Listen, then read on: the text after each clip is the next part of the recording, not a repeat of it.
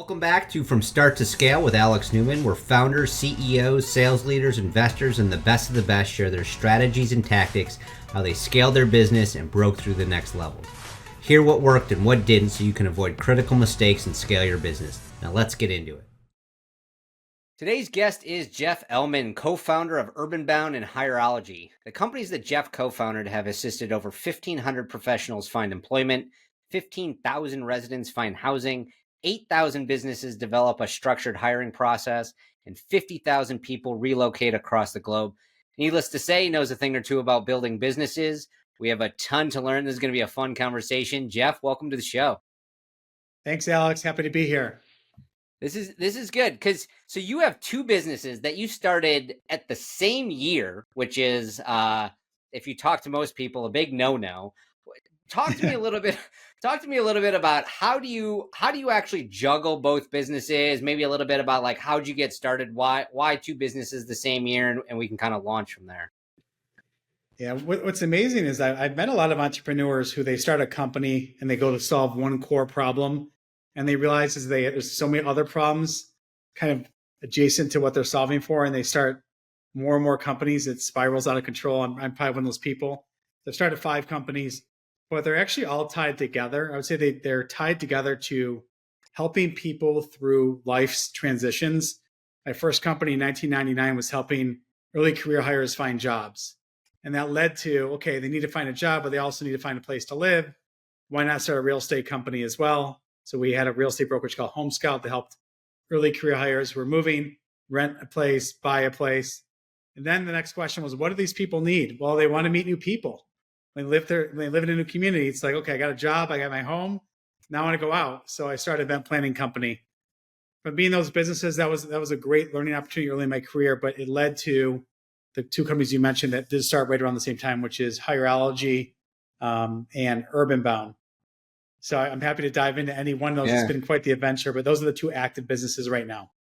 So typically when you go through like the normal sales cycle or the normal process of building a company, you strive to get to product market fit as fast as possible. That's a big transition period. Then you can go to different things. How are you able to find product market fit at these 2 companies if you're running them at the same time? Like, walk me through a little bit about like how is it funded? How are they structured with people, that type of thing? Yeah, so in the early days of Hireology and UrbanBound, I was involved. Actually, it was 3 companies at the same time. It was Home Scout, which we ended up selling to Coldwell Banker because, to your point, that was very challenging to do, have 3 companies. So sold that company. The focus on Hireology was only the first 5 years until we felt like we escaped velocity. And then I am only on the board of the company. I'm no longer involved in day-to-day. I spend 100% of my time at UrbanBound. So the key here was the same thing at Home Scout, was identifying the right person to come in to be the CEO, to run the business. And at Hireology, we were lucky enough to meet someone who we felt would be an amazing partner. So Adam joined the organization. He became the CEO from day one. And he's been responsible for a lot of the scale that's happened over the last decade. My other business, UrbanBound, it's my business partner, Michael, and I, we spend 100% of our time working on and working in that business. And the reason why I started that company came from, as I mentioned, all these companies are related. When I used to be in recruiting and HR consulting, I saw this extremely dangerous trend that was happening with most of my clients, is that they were spending so much time and money and resources recruiting talent. But when that talent had to move for the job, typically they just would say, Alex, here's $15,000. Good luck with your move to Austin, Texas. We'll see you and your family then. We hope it goes well. And I started asking more and more companies, and why are you just giving people money? There's so much stress and anxiety and all these unknowns about picking up your family, moving to a new location, and starting a new job on top of that is even more stressful. Why are you not providing support? And what I learned was that the only support that existed out there was like this white glove, offline, high cost, relocation management companies. And they're kind of like, I would say, like the Flintstones of the business world. It's like using a travel agent to book a flight to Vegas. Today, you probably wouldn't do that. Right. So our goal was to build and automate a relocation platform that made moving a lot easier. And this meeting today, this podcast is a lot about scale. I have so many lessons I've learned around product market fit and around when to scale and when not to scale, because I've made a lot of mistakes along the way. Yeah, that's interesting. So when you were at Hireology, and before you plugged in Adam, like how did you know? Was the plan always to start this other business? Like, did you have the idea rolling, like, hey, I wanted to do this other thing because you'd already had previous companies? Or were you like, I'm going to take this, see where I got it, and then you found something? Like, how did you kind of navigate that? Yeah. So there's a story behind it. So with UrbanBound, we wanted to test it. Now, and I wasn't looking to start another company, but I was really surprised that there was no relocation technology. It didn't exist. When I look at the like HR tech solutions out there, and you look at the employee lifecycle within, you've got onboarding software, and you've got payroll software, you have benefits administration software. There's no software for relocation, so it was a gaping hole in my mind. But I didn't know if it was a business I should start because I knew nothing about relocation. And all my other companies, I would say I was a subject matter expert in. So the way we built the company was we started with an MVP, and we approached the mayor's office. At the time it was Mayor Daley. And we said, okay, you've got this organization called World Business Chicago, where your goal is to attract companies to be headquartered in the city. But if the talent's not coming to Chicago, then it doesn't work. So what are you doing to help these large companies attract talent and to fall in love with the community? And they weren't doing anything. They were so focused on the employer side of it. So I said, give me all your materials. At the time, this is, CD-ROMs were what they had. I said, give me your CD-ROMs. The mayor wrote a letter, welcoming people to the city of Chicago. And I went around to HR leaders within some large companies. I said, what if I helped you attract talent to Chicago? You sell your company, but I'll be the one who sells the area they're moving to. And if they accept a job, they're going to get this pamphlet in the mail with the CD-ROM and a letter from the mayor. It'll be such a wow moment. And by the way, the number one advertiser in that pamphlet was my real estate company. So as I mentioned, everything's tied together. So I was capturing hundreds of leads, or probably thousands of leads that went over to my real estate company. And then I started thinking more and more about this. And the name of the company is called Think Chicago. And our clients were starting to say, well, we've got 18 offices. Can you do this in other offices? And I'm like, no, but I can probably turn this into software, and then we can scale this. And if I were to do that, would you be a client, and how much would you be willing to pay to have this type of software? Right. And that's how UrbanBound was born. And we were actually able to raise money from one of the top VCs on the East Coast, GrowTech, pretty much at pre-revenue. But we had all of these clients, and we already knew they had a problem and they were looking to solve it. So it was a great way to test the business before actually diving in and raising money and spending my time on it. But we could sense that there was a major problem in the market, and I'm really happy we started the company. It's been a blast. Yeah. No, that's interesting. I mean, you make a huge point there where essentially you tested it before you raised money, which is not as common as it should be today. But one of the big things is you had this theory, or you had these hypotheses, and you went out and you tested it. You found essentially a channel in the mayor's office to be able to say, hey, let's go do this. And then you went out to all these different companies. Obviously, you're here in Chicago, so you're using your network, you're using the community. Were you getting customers initially saying, hey, will you sign up, and then to kind of launch from there? Or were you saying, if I do this, will you sign up? Like, I know that it's like a small difference, but it's kind of a big difference, especially raising money, but also like, I'm ready to jump in with 2 feet and build this business. Yeah, a lot of it was, if I do this, will you sign up? And what do you want? In your mind, what does it look like to have relocation software? Because I knew if I can enroll them in the journey, they would think this is their baby, not mine. Yeah. And they were more likely to commit. So that's what happened. And when we built the software, we talked earlier about like product market fit. Our first version of our software is embarrassing. Like I still can't believe that people bought it, but there was no other alternative. So at the time, we built this software platform that you can come in, you can learn about the community you're moving to, and get some discounts on different suppliers. But it wasn't until a few years into the business where we started to realize that the problem that we thought we were solving wasn't the real problem. We were just building educational materials to become excited about moving to a new community.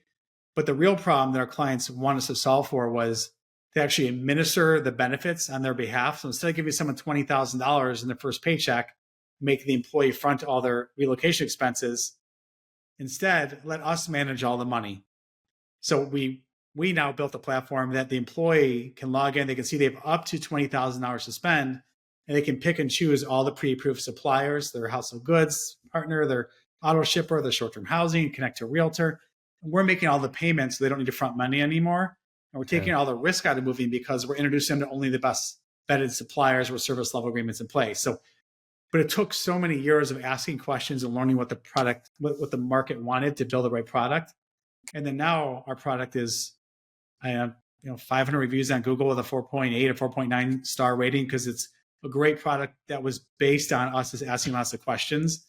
And that's where all of our ideas came from. I can confidently say to build a great product, most of the time the entrepreneur is not the one coming up with the ideas. It's the client.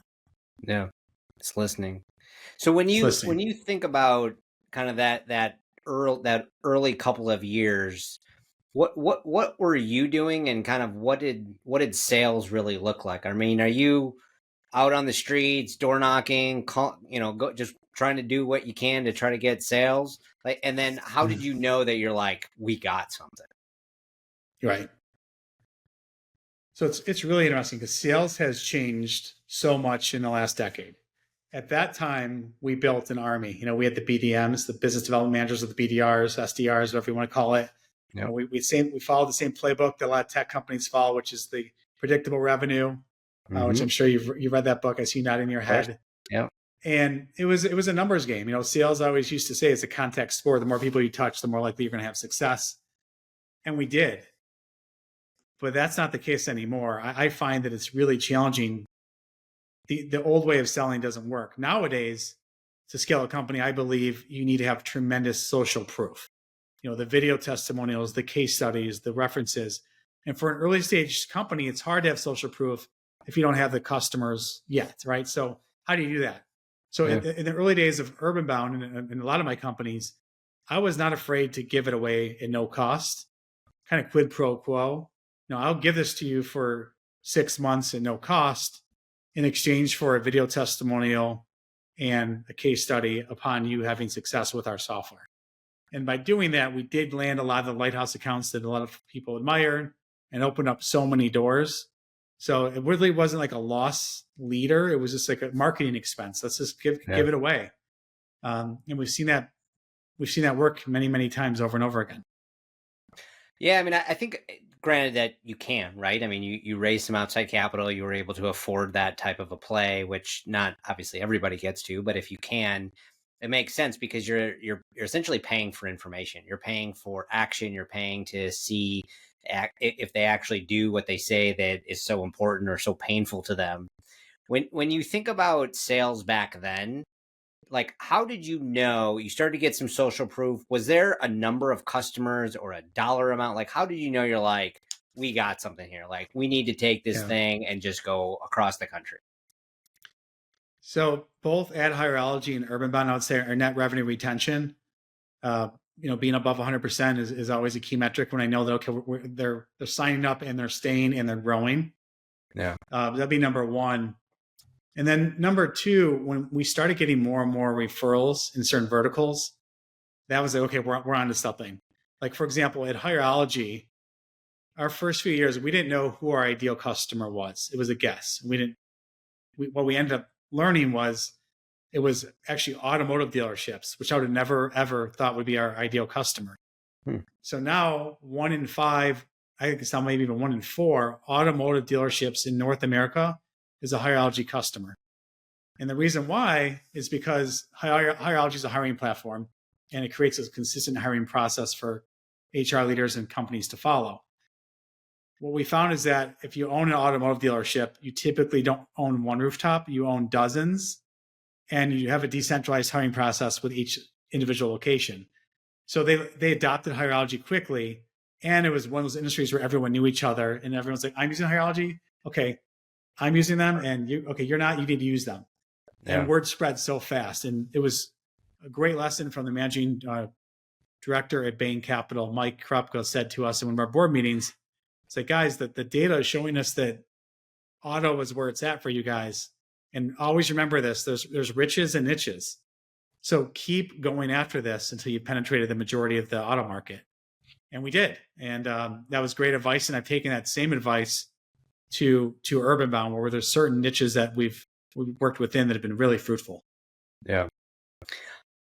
When you were looking at Hireology, I mean, you can look at the market and you can see that there's a lot of different types of hiring systems, and you were able to kind of weave and carve out your space. At the same time, you have also brought in Adam to help lead this. Talk to me a little bit about like how did that actually all come about? Obviously, UrbanBound and Hireology were created in the same year, and you kind of said, "Hey, I'm going to focus on UrbanBound 100%." Walk me through a little bit about how that happened, in addition to like actually getting over the hump and saying, "Hireology also deserves 100% focus, and I'm not it." Right. So thankfully, I'm a member of entrepreneur organizations. So there's EO and there's YPO, and that's how we had the chance to meet Adam. And he had a recruiting firm, recruitment process outsourcing company. We had a recruiting firm, so we had a lot in common. Our clients at our recruiting firm were asking us to build interview guides for them. So we used to go into a client and say, okay, we're going to build you an interview guide based on this job function.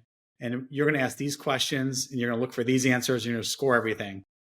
And what happened was our clients started paying us for our interview guides, not even for our candidates. And we realized we're onto something here.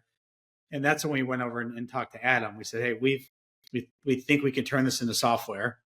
Yeah. You've got a great background. You exited your last company. If you're looking to get into something, would you be interested in being like a third partner in this business? And ultimately, he became the CEO right away. The first year of working together, I would say it's like almost you're planning your divorce before you plan your marriage, because it took so long to. We both knew it was going to be a successful. We all knew it was going to be a successful company, all three of us. So we had to think our wildest dreams. If it got to certain levels, what happens? And like just draw it all out. And best case scenario, worst case scenario.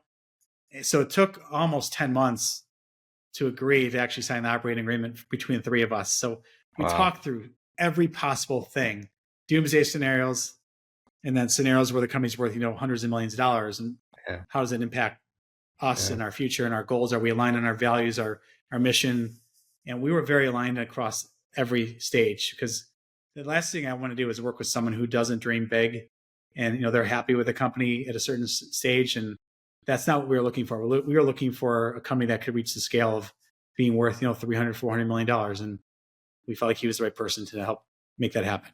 Wow. That's incredible. So when you think about so Adam comes in, he's running Hireology, you're running UrbanBound, starting to get some really good traction. What is your first non-sales hire, or excuse me, what does your first sales hire look like that's leading it? Whether it's go to market, marketing, sales, like what do those hires look like? Where obviously as co-founder, you're always selling because that's just part of the gig. But what does your first like direct type person look like? I could tell you what it doesn't look like, and I could tell you what it does look like. So what I have found in an early stage company, call it seed level or Series A, is it's very easy to be attracted to a sales leader from a large Fortune 500 company. But what I found is that doesn't work, because that sales leader came from a background where they didn't have to be as scrappy. He or she had all the resources around them to help ensure their success. And when you're working for an early stage company, you're leading sales. It's you. You need to be in the trenches leading. You can't just point fingers and tell people what needs to be done. So I've made the mistake early on of hiring, let's say, more seasoned individuals who had never scaled sales teams at a small, growing company. So going back in time, I would be looking for people who had helped the company go from a few million to scaling to 10 million or 15 million, whatever it might be, versus someone who's coming from a multi-billion-dollar organization. Culturally, it's just such a mismatch most of the time. And then, frankly, a lot of those people who try that job, they end up going right back and working for a Fortune 500 company. And I don't see it work out as much as you would think it would. Yeah. I want to get a little bit tactical here. When you're looking for this hire and you're looking for this scrappiness, what types of questions do you ask and what types of answers are you looking for? I'll use the hiring guide to dig in this, because one of the things, and this is what I do a lot in my own business, is help coach people how to actually hire sales people, sales leaders, any startup people even. one of the things is it's one thing to ask the question. It's another thing to actually know what is a good answer and what is a BS answer. And salespeople should be able to sell themselves more than anything else. Do you have any tips as far as like how do you sort through the BS and are like, these people are just a fantastic hire? Yeah. There's something I've done a lot in my, so I mentioned earlier when I was in my early 20s, I had a recruiting company and it was hard to recruit because no one had a track record, right? It's your first job out of college. You can't look and say, I hit 110% of quota the last 3 years. That's impressive, but you can't do that. So what I learned to do, and I still do this for even if I'm hiring a chief revenue officer or any position, is there's usually pattern recognition. So I'm looking right now, and the NFL draft is coming up soon, and Marvin Harrison Jr. is projected to be top 3 or top 4 pick, and his dad was a Hall of Famer. I mean, there's a pedigree there. So I love seeing any type of patterns in people's lives. So, for example, what I'll do is when I interview someone, I'll start at high school, and sometimes this will get people freaked out who are in their like 40s or 50s. Like, wait, you're going to talk to me about high school right now? But what I'm looking for is what was your high point in high school? What was your low point? Did you have any leadership opportunities? Were you active in anything outside of the classroom? Same thing with college. What was your high point? What was your low point? Did you win any awards? Were you nominated for anything, any leadership positions? And you go through the first job, second job, but what I find is that the best employees, they were always leaders. When they look at their experiences in high school and college, they talk about them in a really positive way. Even when I ask about what their low point is, they'll say, this is my low point, this happened, but here's what I learned from it. So what I look for is that internal locus of control. Is like, are they thumbs in and they can own the result of things and they have a positive outlook on the world? Or are they thumbs out? My job was not good because my manager was horrible. That's like the biggest red flag, right? So it's amazing how oftentimes people will be thumbs out. So we've had a lot of success with hiring great people. That's one of the things when we were raising capital at all my companies. I'd always tell my investors, like, the best talent typically wins. Alabama wins every year in football, or Michigan, whatever. They have 5-star athletes, 4-star athletes. I'm going to build the best team. That's my background. I'm an HR guy. I can sell, I can build teams. We're going to win. And I pride myself on the fact that we are very tough to work for. Our interview process is not an easy one to get through. But those that make it through the process, and once they're working at one of my companies and they look around the room, it's usually only surrounded by A players. Like, there's not too many B players or C players. I mean, yeah, we have mishires over the years, sure, but we've learned how to evaluate talent, which is a really important skill to have. That's impressive. So when you think about, so there's sellers, there's sales leaders, there's marketing, and let's kind of focus on the go-to-market side. I mean, you talked about your background where it's a little bit of HR. You've built multiple businesses. You obviously have all kinds of successes and failures that you've learned from. How have you learned to hire for roles that you don't have any experience in that are crucial for building the business? Yeah. So advisors, early days of UrbanBound, I had no idea how to hire an engineer or a CTO.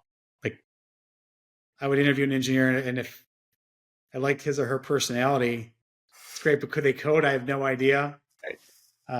So what we did was, I always tell entrepreneurs, go have an advisory board, go find mentors early on, and make sure that they're not all the same. Like, good basketball team has a center, a point guard, a forward.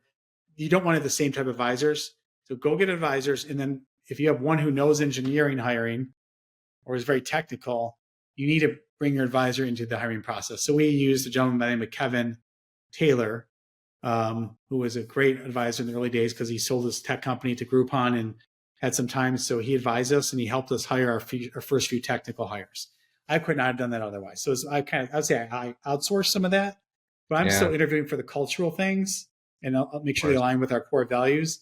But the technical things, I would rely on other people. That makes a lot of sense. Let's continue along this journey. We found product market fit. We're making some initial hires.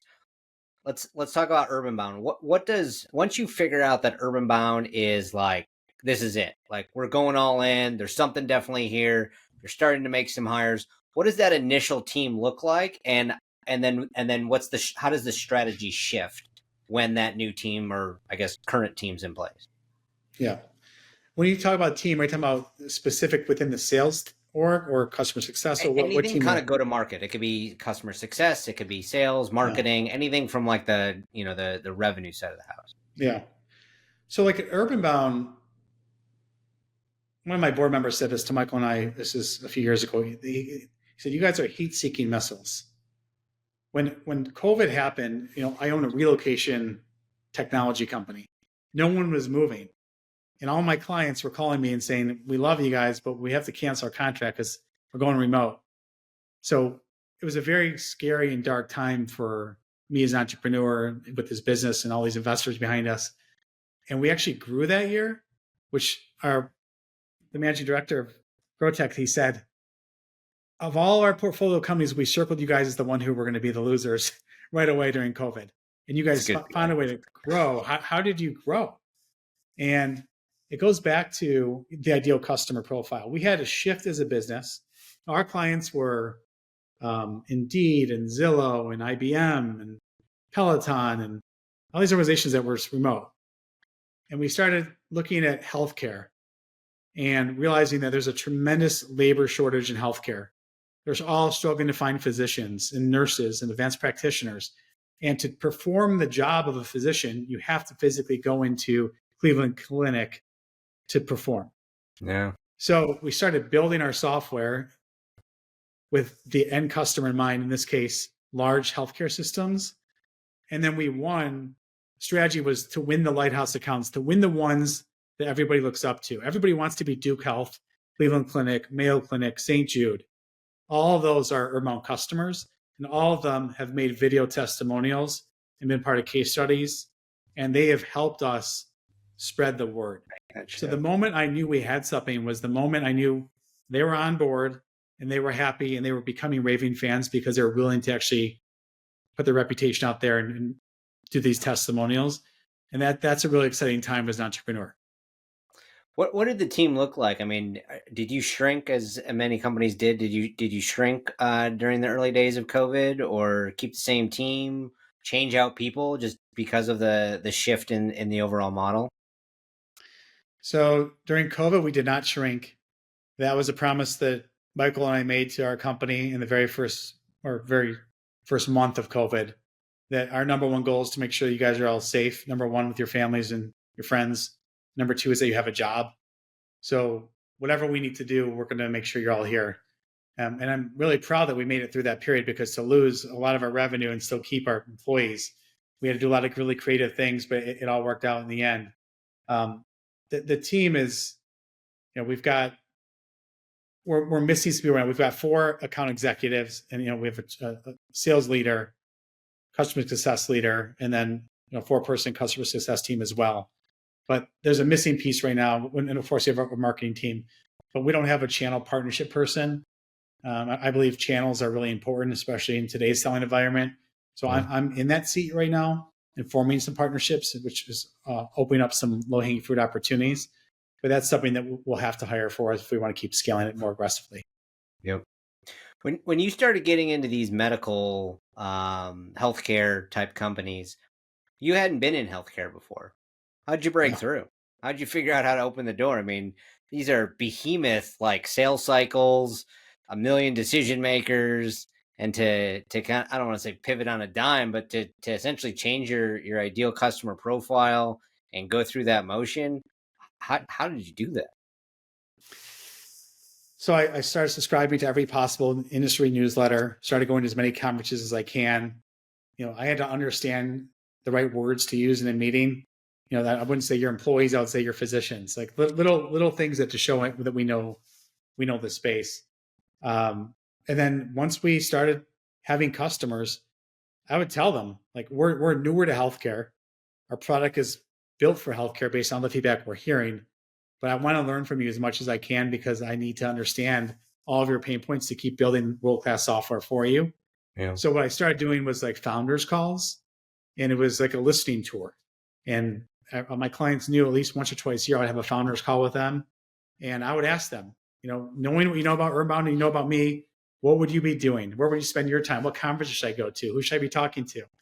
And I learned so much in a very short window that allowed me to be much more effective, as a business owner and as someone who's also an individual contributor trying to help my team hit their numbers. Yeah, I mean, I can't say enough. I mean, one of the things that I see founders oftentimes do is as soon as they hire for sales leader, they're out. Finally, I don't have to do this anymore. And you took the opposite approach, and you're staying in a variety of different ways. And obviously, you're stepping up for an individual contributor role on the channel. And what where does that come from? Is that just you're always been on that side of the house and you feel really comfortable with it? You know, it's essential to the business itself. I mean, it's a great way to keep your pulse on what's happening in your own business, obviously. But like, where does that come from? Yeah. Well, number one, the hardest door to open in sales is the car door. Getting the meeting and getting. So yeah. How do we get out there? And I'm so competitive. Like I know that we need at bats. If you don't have at bats, you have no chance at hitting home runs. So to me, sales is it's a game, and I love having goals that we have to hit and being one responsible for hitting those goals. So I want to be deeply involved in sales. There is this good debate, at a company. There might be some salespeople who say, wait a minute, I don't want the founder joining me because then we look small. And others will say, I want the founder joining me in the sales process because it shows that me as the account executive, I've got some clout within the organization. I'm able to show that you guys are important to us, and I'm going to bring in the co-founder. So there's different schools of thought. I'm of the school of there's 417 healthcare systems in the United States. That's not too many at-bats. I want to know that we maximize every at-bat possible. So I've asked my team that I want to support and do team selling and join every single meeting. It doesn't mean I'm running the meeting. We all have our roles. Maybe they'll run the demo and I'll run the slide deck and talk a little bit about some stories of other healthcare systems that we've helped, just like them. Yeah. But team selling has been really effective. It also ramps people up a lot faster, I found. Talk to me a little bit more about team selling. Like, how does that work? I mean, are there, people have different roles as far as like who talks about what questions? Do we talk to different personas? Like when you say team selling, give me some more information exactly. Yeah. How do you pull that off? Yeah. So for example, if we were selling together, Alex, and you were an account executive, I'd say, okay, Alex, you own the meeting. So you own to make sure that we start on time. You own all the discovery questions at the beginning. You own the closing questions. You own that we respect their time, that we end on time. And I own, in this example, I own the demo. So you need to give me 25 minutes to run the demo in this hour-long meeting, but you own the rest of it. Yeah. And I'll be there to support you with, if you don't have an answer to a question, or maybe I have a question I want to dig deeper into and go down the pain chain a little bit more. But because you own the meeting, you also read the room. You can tell when I'm doing the demo, you can tell me if someone's not interested or Jeff, can you go back there? It looks like there's some interest in learning more about X, Y, and Z. So that's the role. Is you own the meeting, I own the demo, or vice versa. And then, if we have a big in-person pitch, everyone has to have some role in that. So you don't have to show up and go out to Dallas to stand in the boardroom. Yeah. You're going to have some role where you're going to be the subject matter expert on these questions tied to these areas of the business. We all know you're going to be the one answering them. And then there should be no question that surprises you. Like if you're a good sales organization, you've documented all the objections and you've got your rebuttals. You've documented all the questions that are coming your way. And you also probably have the stories you need to tell in the bag of tricks to help get people to agree with a certain positioning statement. Yeah. Well, it's interesting that you bring that up, because I think that's one of the things that I get asked about quite often is around that transition. I mean, you use the famous word document. Document the questions, document the answers, document all the different pieces. You've built enough businesses, so you've had multiple at-bats of doing this. What exactly does that look like in your mind? Is that the founder sitting down and just writing out a Google Doc of what you say and who you say it to and what you can expect them to say? Is it, this is why I picked this company to sell to? Like when you think of documenting, because so much of this transition, right? You're hiring people to do a job, set them up for success. A lot of that has to do with supportive documentation to kind of fast start, fast ramp, that type of thing. How do you think about that? How do you talk to your team about helping any people that they hire as well go faster? Yeah. I think people learn in many different ways. The documentation within a Google Doc, nice. So some people prefer that. I prefer to record every meeting we have. So we use Gong. And then in Slack, we have a Gong channel where for the week we'll post, minute 19 to minute 22 is where we talk about our pricing philosophy, and you can hear the questions they ask. So we're share little tidbits of each meeting with internally across all of UrbanBound. And what we find is that that's a great way for people to learn and ask more questions. So we do Gong recordings, and then we document things. We have internal wiki where we document things as well. Like most businesses, we've got the Google Docs and we've got the Excel spreadsheet where the sales library, we can click on the case studies or one pages, whatever it might be, but it's all organized. For me, it appears organized. Maybe for someone who's new to the organization, it takes a lot to learn at first, but there's a system of record in place. We use salesforce.com, of course, for all documentation. Do you have someone who owns that? Like, who owns getting all this in there, or is it everybody? We do. So we have a RevOps individual who owns a lot of that. Ultimately, the account executives and the customer success team members own, when they have a client-facing meeting, the notes have to be in Salesforce and the tasks have to be created. And I always say what gets measured gets done. And if you don't put your notes in within 24 hours, you'll probably hear from me. Now, I've been told actually recently that I need to stop doing that because it drives people crazy. But at least they know I'm looking at their work. Yeah.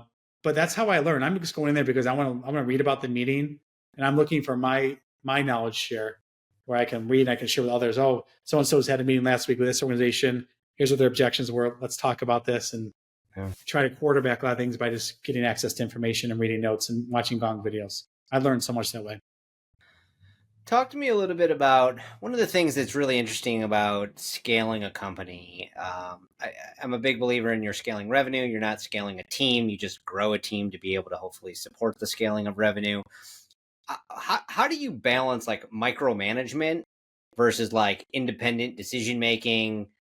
Obviously, you have your Salesforce. You're looking at metrics. There's visibility just naturally inside of that. But like, looking at somebody's work all the time, they could absolutely be like, hey man, like back off, like let me just do what I need to do.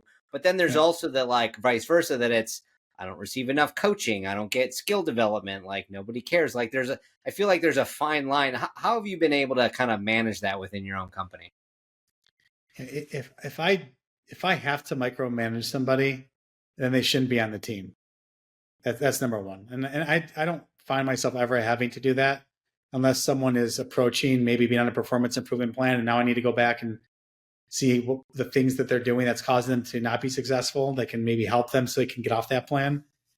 But I think that's the fastest way to lose people. I mean, when we hire people, we're hiring them because we trust them. They're adults. We expect them to be able to get the work done. I always tell people, I don't care about how many hours you work. I just care about the end result. If you're a mother and you've got two kids and you drive the carpool and leave for an hour and come back, or your father and you leave and pick up your kids, fine, great. Whatever you need to do, as long as at the end of the quarter, the goal that we put in front of you, you hit that goal. I don't care how you get there, as long as you get there. So it wouldn't make sense for me to come in and start micromanaging, because I'm only looking at the end results, and if they hit those, I don't care. So when you think about development, I mean, you have a structured hiring process business. You know this is like side of things inside and out. You built multiple businesses. You know what good essentially looks like. How have you figured out how to have people do more? How have you figured out how to get people to care more, push more, see more in themselves that they ever thought possible? I mean, that is just a skill in and of itself. And you have that talent. Like, how do you know that? How did you figure that out? So it's like, it goes back to the why. Why do we do what we do as individuals? It's really interesting when you learn, like, someone's asking for a raise because they did a great job and they deserve that raise. But what do they want the raise for? Is it a down payment for a home? Are they paying for their kids' school? I like to know what makes people tick, and that's how I can motivate them. Like, hey, I know you really want to buy that at home. If we can do these things, I think we can make this happen by the end of this year. And I kind of like team up on what they want to celebrate as their accomplishments with the money that they're earning. So that's That's one thing. I think that's a really important thing. I also ask a ton of questions. So there's the book Multipliers, where there's an example of like you're sitting across from an employee and they bring a problem to you, which is basically they've lifted the table up and the marble rolls your way. And your job as a great leader is to actually lift the table back up and roll the marble back at them and ask them, what do you think? Don't, I know you think I have the answers because I'm the owner of the company, but there's no blueprint for how to build UrbanBound. No one's ever done this before. Right. I want to pick your brain and I want to see how you would go about actually attacking this challenge. And I do that a lot. I had a call today with my head of sales and she goes, you ask so many questions, Jeff, and then you give your opinion at the end. But the problem a lot of times founders have is once you give your opinion, people take your opinion as like, Jeff said this, so I'm going to go do this. Right. And I don't mean it like that. So I've learned over the years, I have to say, I just want to pick your brain. I want to collaborate. What I'm going to share as my opinion is not something I think we should do right now, but let's just talk about it because maybe something else comes out of this conversation. And then I find my employees love that. Yeah. Or a lot of times, I'll Slack and someone say, I've heard you're doing great work. You're an engineer. You're on the engineering side. I'm on this side of the business. Can we have lunch? I know you work in Kansas and I'm in Chicago, but can we have a Zoom lunch next Friday? I saw your calendar's free. And I just want to get to know you. And I go to these lunches and I very rarely do I talk about UrbanBound, but I really want to get to know my employees, my coworkers. And I feel like that's gone a really long way. Our retention has been really high for lots of reasons, but I do think it's because we really want to get to know our coworkers. That's awesome. What makes them tick? What are they motivated by? Yeah. When you think about, let's go back a little bit to the story and the growth story. So found product market fit, hiring people, plugging them into the right roles. How has your strategy and how you do things around that time shifted to how you kind of do things today? Because growth has changed, scale has changed. Obviously, the markets and the economy have changed a lot. The overall, just like how things are done. How have you had to be able to adapt? Obviously, changing to healthcare was a huge focus. What kind of changes, what kind of bets have you had to make in order that to make the shifts, both good and bad ones that you've made? I'm trying to think of examples. I can't really think of a good example of like how we had to shift. I mean, from our strategy, I mean, we've tried, account-based marketing. We've learned how to be great at trade shows. We've learned how to leverage data and create ROI calculators. So you're talking about a hard dollar savings in a meeting versus the nice to haves. So we've shifted some like a lot of tactical things along the way. Creating advisory councils, and I love businesses that can put a guarantee behind something or have a risk-free pilot. Try us for X number of moves or X number of days. So I'm trying to always find ways to de-risk the buying decision during the buyer's journey, where it's like, let's just try UrbanBound. Everyone's using them. By the way, I'm not going to get fired for using UrbanBound because there's dozens of healthcare systems already working with them, many of the best ones. So I might as well try it. So we're kind of at that point now where our theme for this year is the tipping point, because Malcolm Gladwell's book is, I think it describes a great company. When you're reaching that tipping point, it's the most exciting time. Yeah. And we're kind of at that right now. So a lot of things that we've worked from a strategy perspective in healthcare, that's really starting to pay off. But a lot of things I just mentioned are all things that we've done. Yeah. Well, it's interesting that you say it because, I don't think enough founders, enough executives are talking about the buyer's journey, the buyer's process. And you've been doing this company for 13, 14 years now at this point. And you're still talking about the buyer's journey and understanding how to de-risk and looking at it from their perspective. That gives so many different advantages to you to say, just get them to try it, right? To your point, you have the social proof, you have the testimonies, you have the videos, you have everything that says, as soon as you try it, everybody else is going to sell you on it. The product will sell you, the others will sell you. All your job is, to your point, is open the car door. And as soon as you can do that, you got it. Yeah, really there's this book, Creating Competitive Advantage by Janie Smith. Have you I haven't heard that book before? No. It's fantastic. It's such a powerful book, but it's about how to make strong claims, about your business. So, for example, we at UrbanBound, we say we're the number one healthcare rated relocation company. We've never lost a healthcare client in the history of UrbanBound. But like a few strong claims that gets people to say, "Wow, okay, that's interesting." In the book, it talks about Big Bertha drivers for golf. Big Bertha hits the ball an extra 10 yards, and you go, "Really?" But that was their claim, and people went out and bought Big Bertha drivers. But in each business, what are the things that you can say that make you so unique? What are the bold things that if you had 20 seconds, you're standing in the middle of the football field and 50-yard line in Ann Arbor at the big house, and you have 105,000 people listening to you.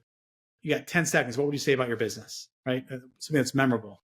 And that's just a really, really important thing, I think, to always remember. That's really interesting. You've been doing this business for many years now. How long did it take you to be able to figure out what that speech or pitch or whatever you want to call it is? Yeah, I think I'm always adjusting it. Yeah. So it's because evolved over the year. It's evolved because it could be the difference of one word that changes the reaction of somebody. It's as simple as one word. So I think the beautiful thing about Gong is you can look at people's reactions to certain things that you say.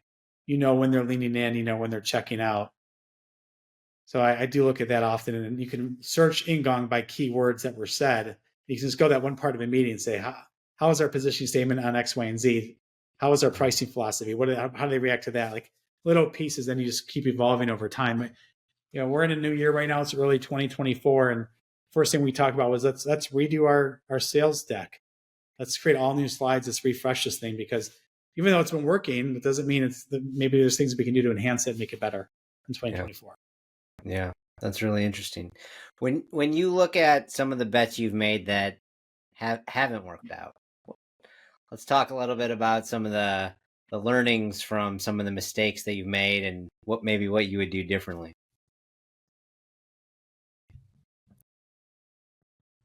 Oh yeah. So we don't have to dig through the entire graveyard. Let's just pick a couple. Yeah.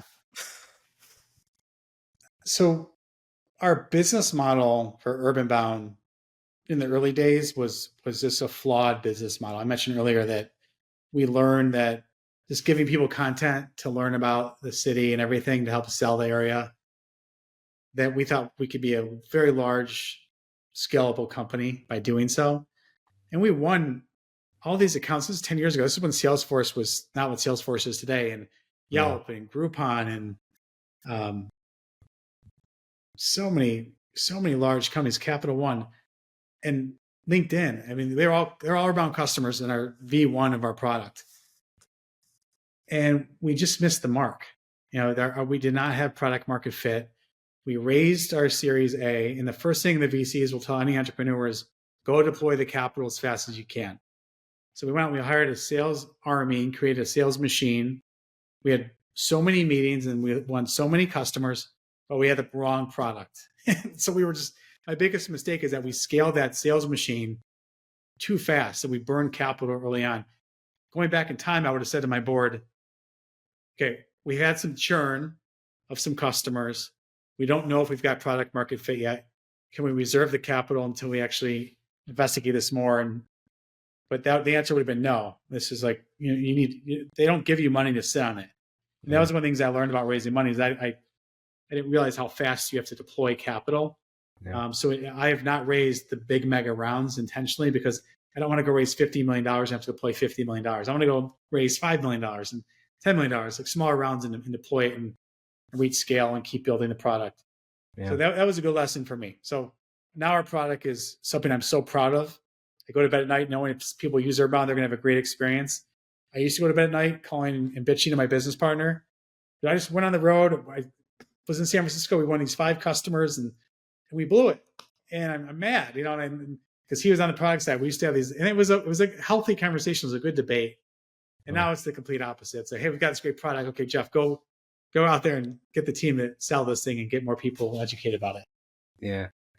When you were building your army and you were talking about, you got some pretty big name. You mentioned some pretty big name companies right there, and you're selling them essentially the wrong product. Is it's not as ever as simple as I make it sound, but is it as simple as like, hey, you had churn or they said no, and you're like, we don't, it's the product. It's not a market thing. It's not a people thing. It's a product thing. Like, how did you figure that out? Because I think to a different founder in maybe the exact same situation, they would say, we have the wrong sellers. Like, our sellers are terrible. We need to get different people. They don't know what they're doing. Or, Right. there could be something else. How did you figure out that it was the wrong product? So we have data on everything. So number one, we got feedback from the employees using the software, and we got feedback from the employers. So our net promoter score, for example, and then we did the founders calls and we listened. But when we were starting to get negative feedback, it was consistent to certain things that were wrong with the product. There were the BFOs, the blinding flash of obvious, like, holy shit, this isn't going to work. We're going to keep signing up more customers, and we have a leaky bucket. We have a leaky bucket here. We need to fix the bucket.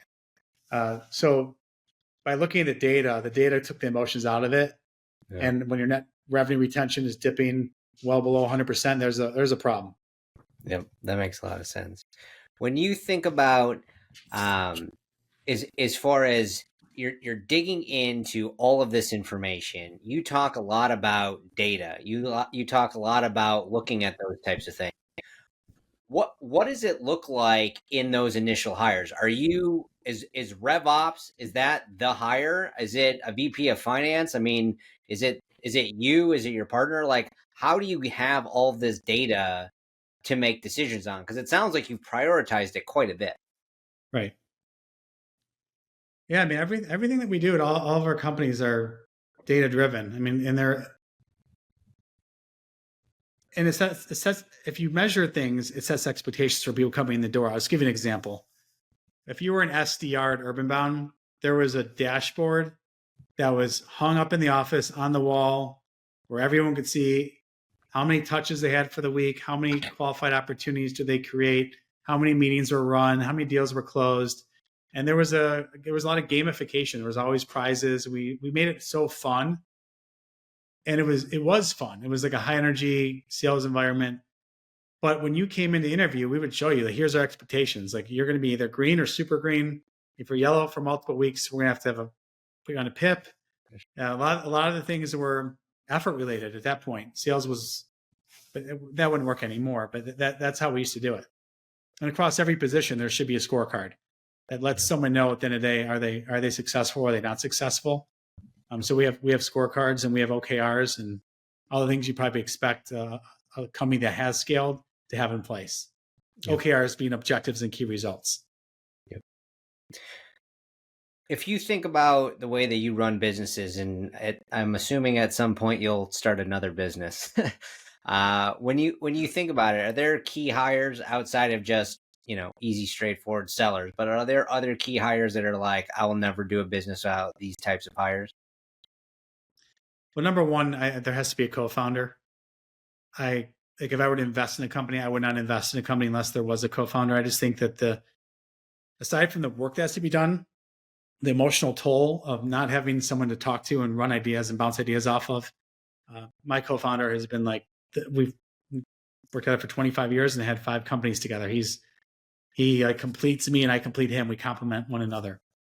But having someone who's very technical, if it's a software company, having a technical co-founder or a chief technology officer who you've identified early on, has a nice equity stake in the business, that's a critical hire. I don't know how someone can scale a tech company. I've heard some of your guests on your podcast in the past, and I think maybe her name was Coco. Yeah, recently. Yeah, and she said she was like not a technical founder. Yeah. She had to go find people, and like that's. I was like, oh yeah, she probably had some rough days early on, but she went at it by herself, and she didn't have a technical co-founder, so she had to go find people. And probably what most people do is they outsource to companies their tech, and it's like a house of cards. It looks good at first, and then all of a sudden it collapses, and they realize it was a mistake. So getting that right technical hire in early is critical. Yeah, I could see that. That is huge. When you think about scaling, and you've scaled UrbanBound specifically, maybe about them, what's one of the biggest missteps that you've had with scaling the actual go-to-market team or what was the most challenging part of scaling beyond kind of the current founder-led sales?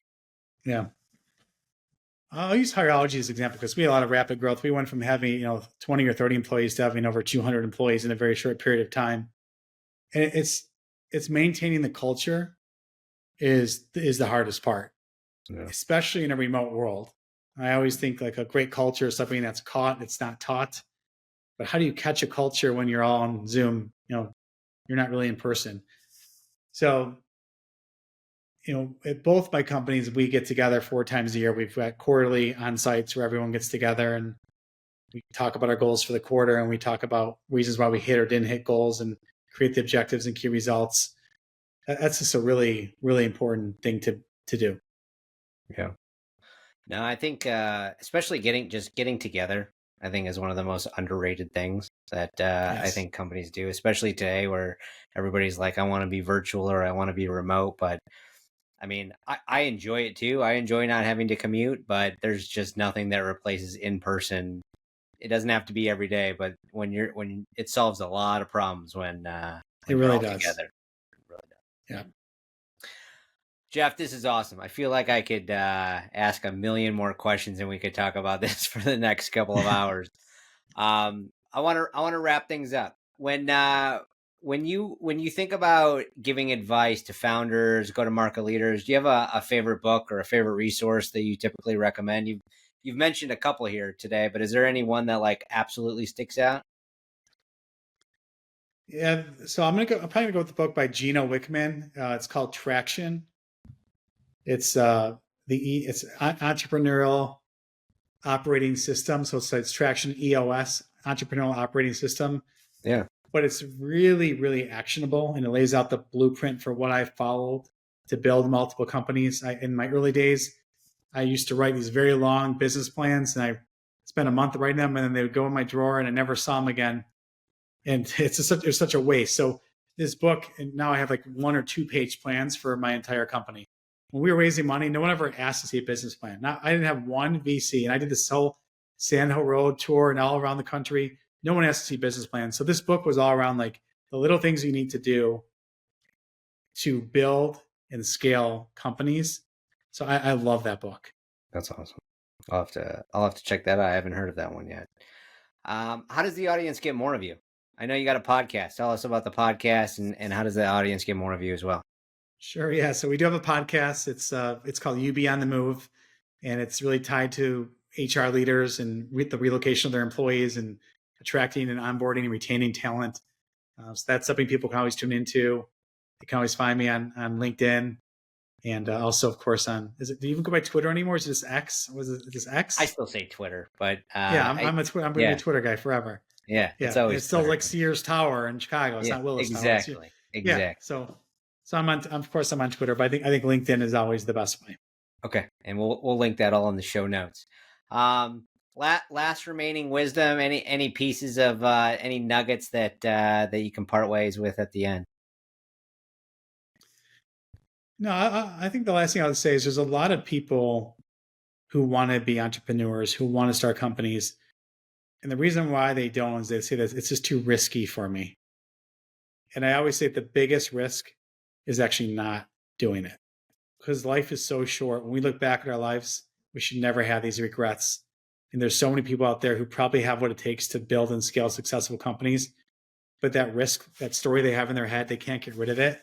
And my advice to them is just do it, try it. And if you don't succeed, it's like getting an MBA, a few years of amazing learning that you would have. Yeah. It's an accelerated MBA, I like to call it. It really is. It really is. Jeff, thank you so much for coming on. This has been a blast. We're going to have you on again next. Thanks so much. See you later. Thanks, Alex. Take care. Bye. That's it for this week's episode of From Start to Scale. Be sure to click that subscribe button and follow us so you don't miss our next episode. I'm Alex Newman. See you next time.